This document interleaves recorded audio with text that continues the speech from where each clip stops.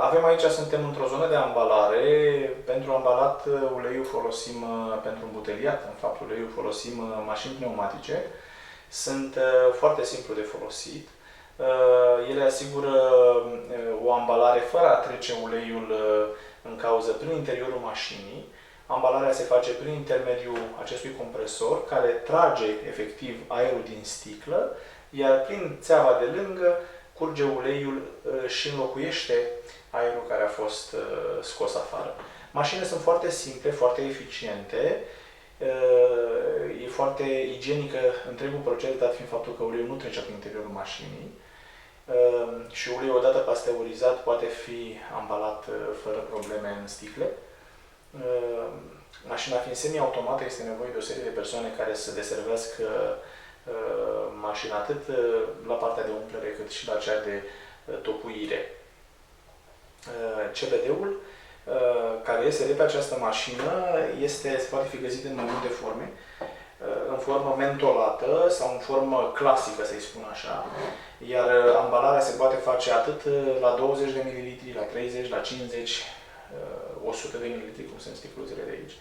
În principal, la export merg sticluțele care sunt ambalate la volum mai mic și la concentrații diferite, iar pe teritoriul țării comercializăm 3 produse din gama aceasta CBD. Este un ulei de 10%, un ulei care este destinat în principal tratamentului bolilor autoimune și al cancerului.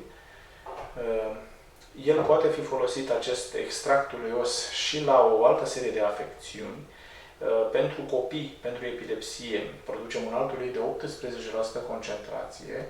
Uleiul de 18% este un ulei destinat specific numai copiilor, dat fiind faptul că ei, având o masă corporală mai mică, este destul de greoi pentru un copil de 10 kg să ia, să spun, 6 ml de ulei. Îi grăbește puțin tranzitul intestinal. În acest scop folosim un extract puțin mai concentrat, de 18%, dar în principiu administrarea acestuia și eliberarea o facem numai cu prescripția medicului. Mai producem și uleiul CBD cu gust de mentă. Acestea sunt infuzate în mentă organică, produsă la noi la fermă.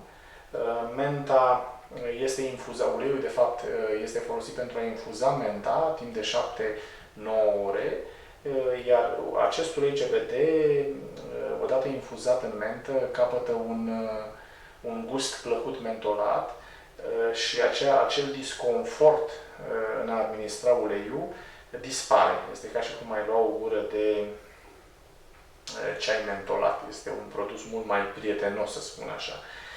În special este adresat persoanelor care au oarecare problemă în a administra oral produsul uleios, CBD-ul simplu. Ele au același efect curativ în ceea ce privește concentrația de cannabinoizi, produsele sunt identice.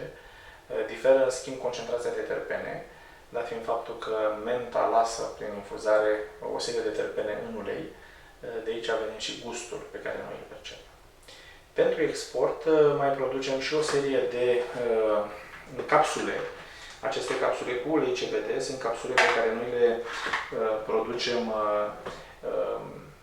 destul de greoi, să spun așa, și asta dat fiind faptul că în sine capsula este făcută din amidon, iar acest amidon de porumb nu mai conține alți compuși chimici sau alți aditivi pentru îngroșare sau pentru a obține acest efect gelatinos. Îl facem exclusiv din amidon. Reușim să obținem și o transparență a capsulei, e destul de greu procesul. Iar uleiul stă la baza cremei CBD, o cremă pe care noi o producem în câteva forme, începând de la ambalare, diferă forma în sensul că ambalăm la 20, la 30, la 50 de ml, cât și ca nivel de concentrație. Producem atât cu 4.000 cât și cu 8.000 de mg. Asta înseamnă 4 sau 8% concentrație. Crema CBD o folosim, o recomandăm în special în tratamentul psoriazisului, a zonelor dureroase subcutanate, a zonelor, a afecțiunilor reumatoide, fiind un foarte puternic analgezic, în principiu.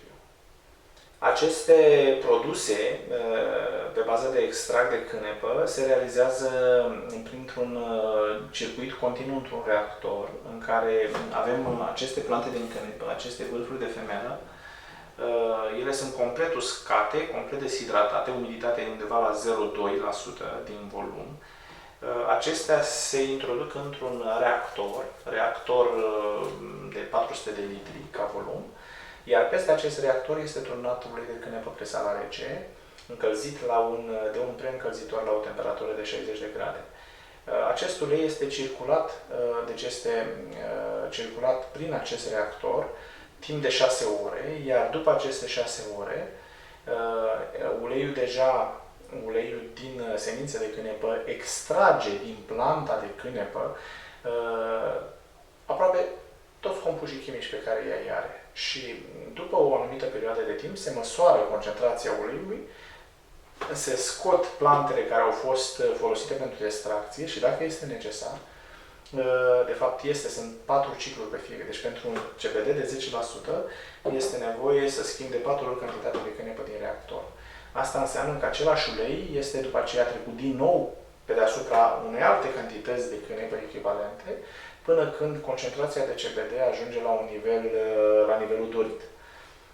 Concentrația se măsoară cu un aparat destul de complicat, un aparat care în sinea lui arde, să spun așa, uleiul și măsoară concentrația cannabinoizilor detectând vaporii arsurii, într-un fel, între ghilimele.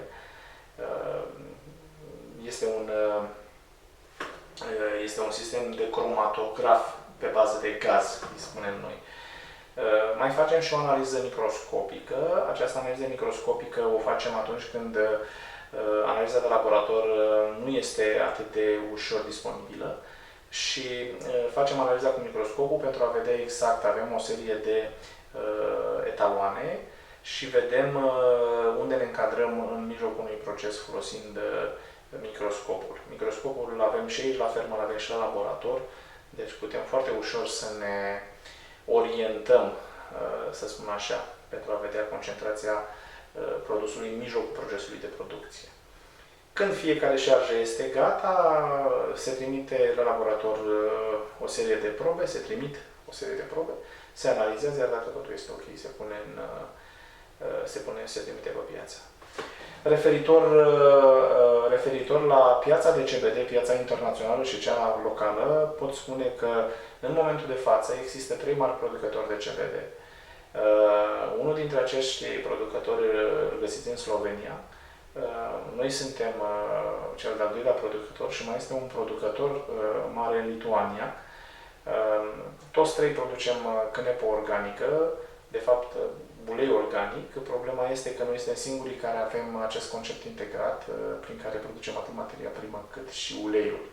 Deci noi procesăm ceea ce producem, iar în termen de volum avem cea mai mare cotă de piață la nivel mondial. Noi fiind cei care oferim, să spun așa, pe piața internațională cea mai mare cantitate de ulei CBD. În momentul de față acoperim tot ce înseamnă Europa de Vest, inclusiv Marea Britanie, și sunt foarte puțini producători, să spun așa, de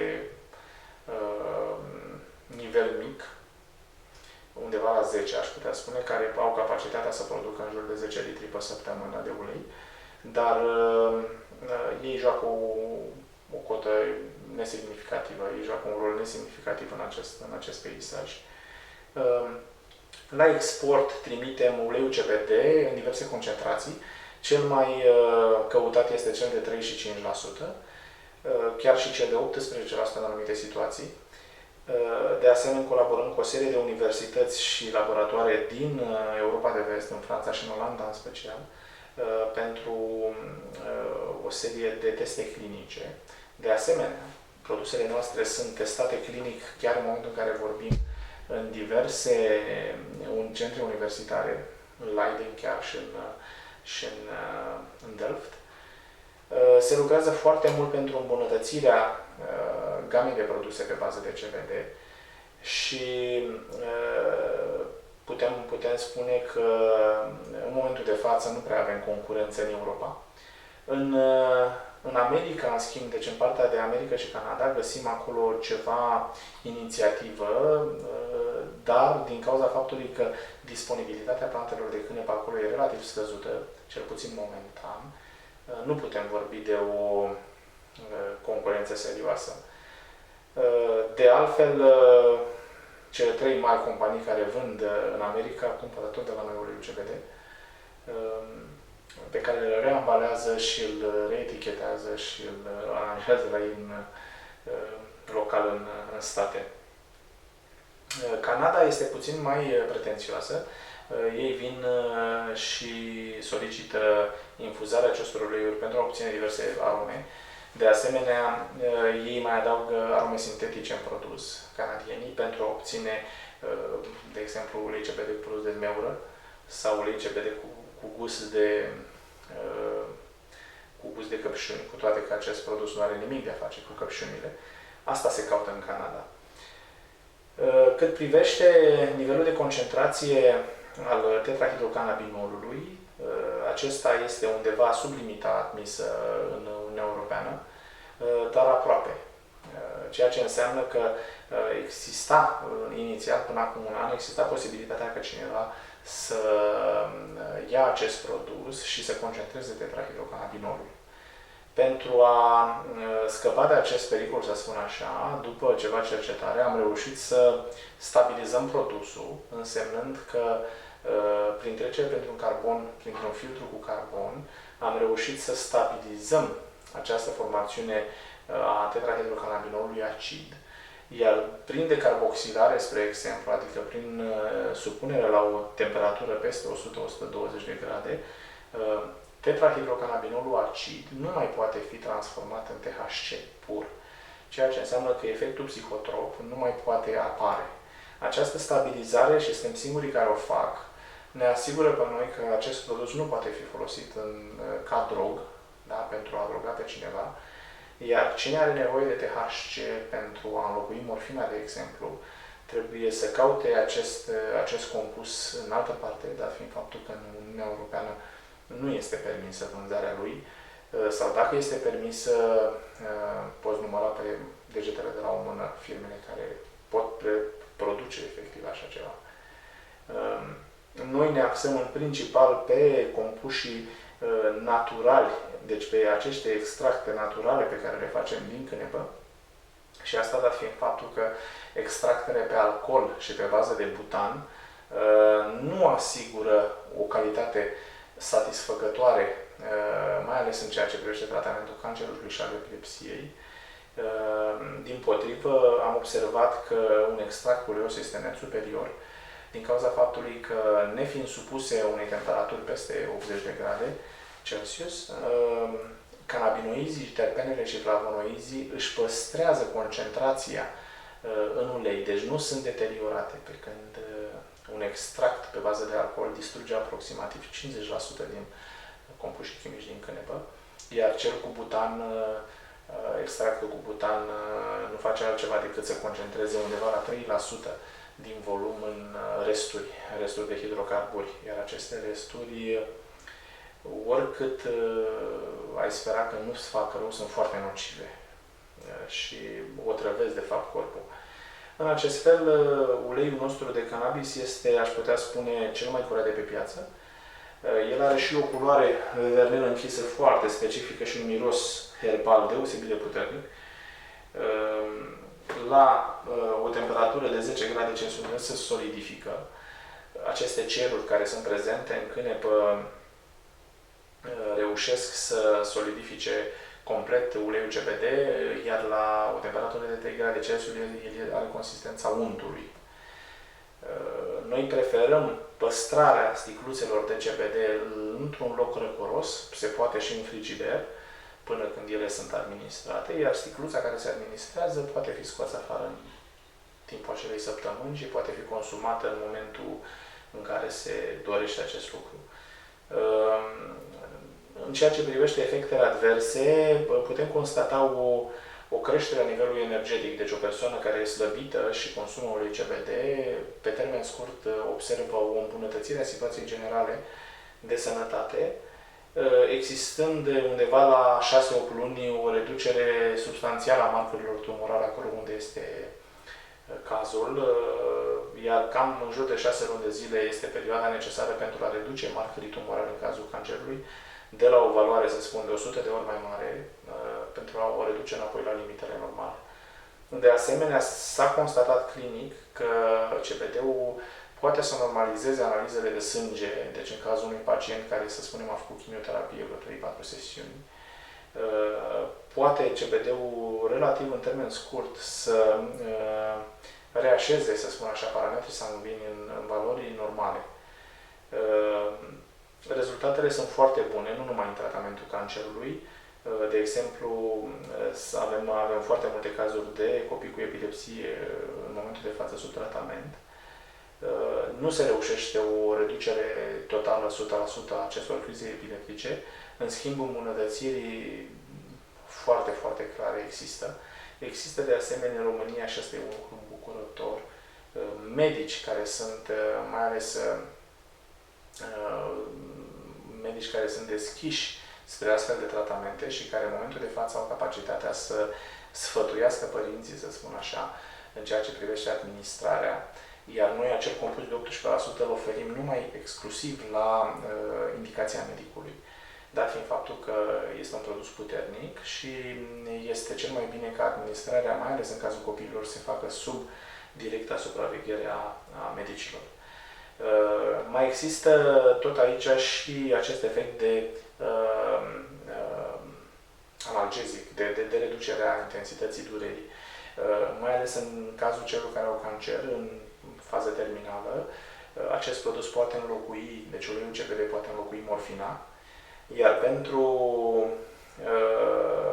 a face acest lucru, noi mai comercializăm și un ceai din aceste plante, un ceai din finola. Acest ceai are un extractor. Extractorul este un praf alb.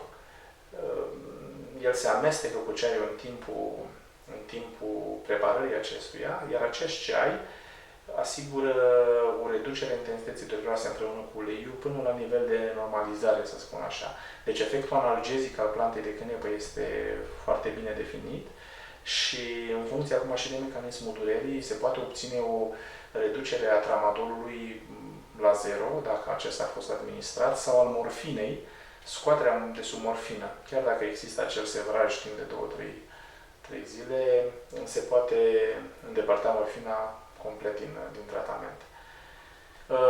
Acum, legat de concentrația produselor în general, există foarte multe materiale, păreri, forumuri, să spun așa, în care oamenii pot găsi informații despre ceea ce face acest ulei CBD.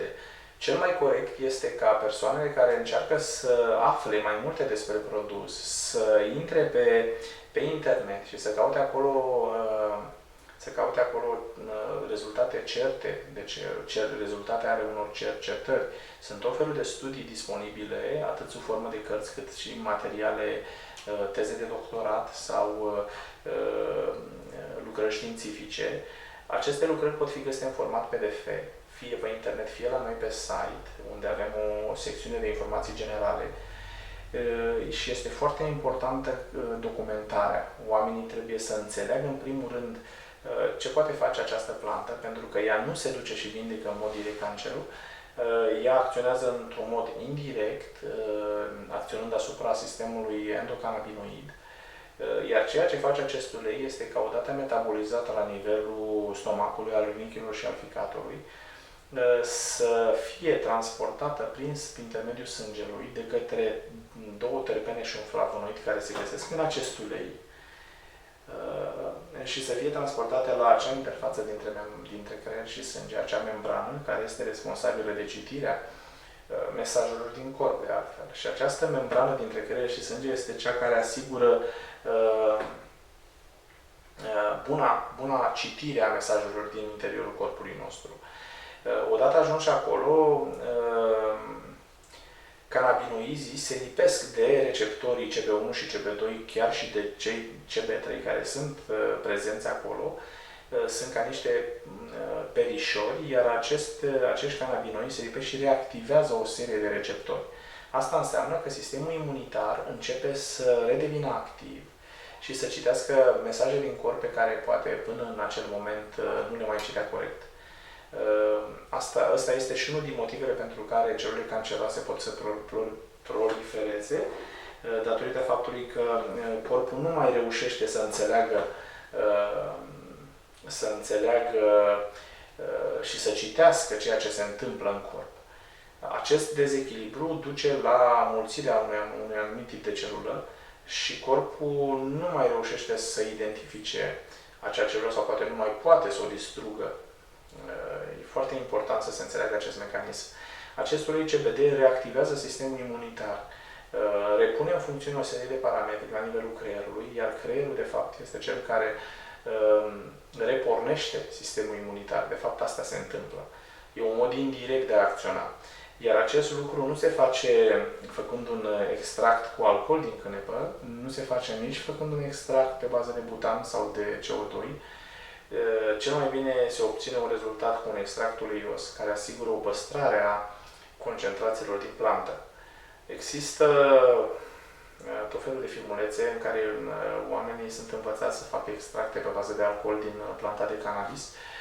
Din păcate, expunerea și amestecul cu alcool și fierberea acestor componente pentru a îndepărta alcoolul reduce dramatic concentrația terpenelor, flavonoizilor și a flavonoizilor din acest ulei, iar concentrația, cu toate că este mai mare de CBD și de THC, nu este de ajutor, dat fiind faptul că acel purtător, acel carrier, să spun așa, acel cărăuș care duce cannabinoizii, aici inclusiv chiar și THC și THC-ul la nivelul creierului, lipsesc.